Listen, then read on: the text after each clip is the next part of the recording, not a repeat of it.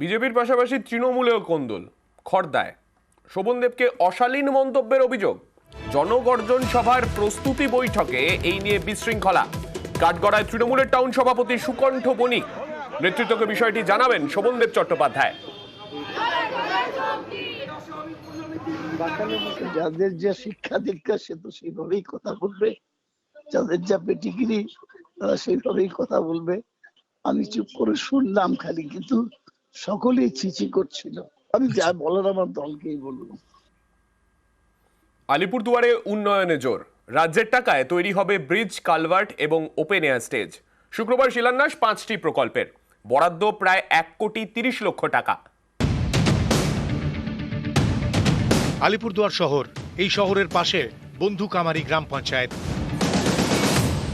শহর আর গ্রামকে আলাদা করেছে ডিমা নদী। এই নদী পারাপারের জন্য বড় ভরসা বাঁশের সাঁকো, যেখানে পদে পদে বিপদ। তাই পাকা ব্রিজ তৈরির দাবি দীর্ঘদিনের। সেই দাবি মেনেই তৈরি হবে ব্রিজ। শুক্রবার হলো শিলান্যাস।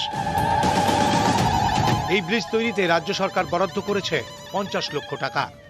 বালাটারি থেকে আলিপুরদুয়ার শহরে কানেক্টিং একটা ব্রিজটা ছিল সেখানে কাঠের, জয়েস ব্রিজ করে একটু ভালোভাবে, কারণ এই ব্রিজটা দুর্ঘটনা হচ্ছিল, এটা তৈরি করার জন্য অনুরোধ করেছিলাম। এত বছর পরে হলেও জেলা পরিষদ যে উদ্যোগ নিয়ে এটা করেছে, আমি সেখানে আজকে উদ্বোধনে ছিলাম। আমি তাদেরকে আন্তরিকভাবে আমি ধন্যবাদ জানাই। আলিপুরদুয়ার এই বীরপাড়া মাদারিঘাট ব্লক, এখানকার রাঙালি বাজনা গ্রাম পঞ্চায়েতে শুরু হয়েছে একাধিক প্রকল্পের কাজ।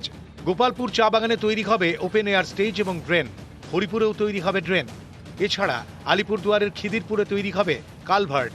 এই 4টি কাজের এদিন শিলান্যাস করেন আলিপুরদুয়ার জেলা পরিষদের বন ও ভূমি কর্মাধ্যক্ষ। সামনে লোকসভা নির্বাচন, যে কোনো দিন ভোটের দিনক্ষণ ঘোষণা হতে পারে। একবার ভোট ঘোষণা হয়ে গেলে সরকারি কাজ আর করা যাবে না। তাই এখন বিভিন্ন প্রকল্পের কাজ দ্রুত শেষ করতে চাইছে প্রশাসন।